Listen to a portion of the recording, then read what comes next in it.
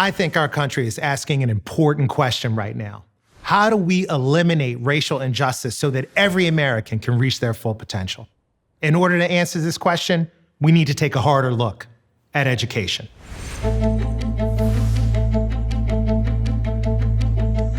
In our country, where a family lives determines the public schools their kids have access to. That's called residential assignment.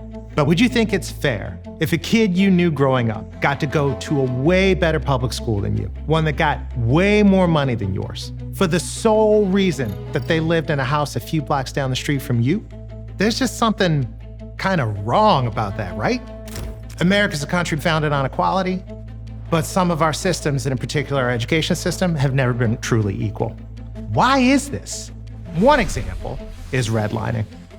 So it's the 1930s, America's in the grips of the Great Depression, and Franklin Delano Roosevelt and Congress passed the Home Owners Loan Corporation Act. What was that for?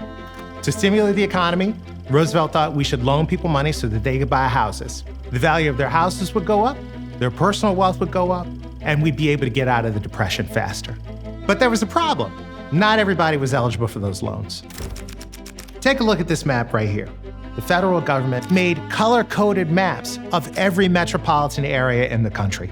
And you can see they describe some places as desirable, some places as less desirable, and ultimately some places, those places there in red, as hazardous.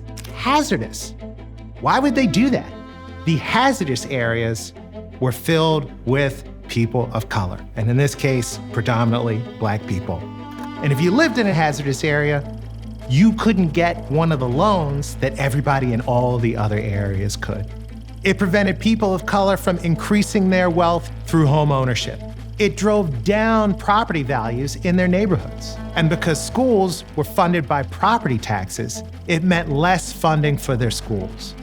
Even though redlining has now been outlawed, when you look at a map, the school zones of today largely align with the color-coded zones from the 1930s. So what does all of this mean? If we really want to make meaningful progress on big, seemingly intractable problems like racial injustice, we need to make significant structural improvements to our public education system. One solution is simple. Stop assigning kids to public schools based on their home address.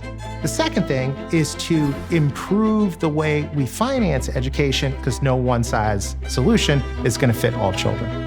So let's unite a diverse movement of Americans who believe in a new goal for public education, one that empowers every kid to succeed on their own terms, regardless of where they live. There are a lot of worthy kids with so much potential just waiting to be unleashed. And now's the time to do something about it.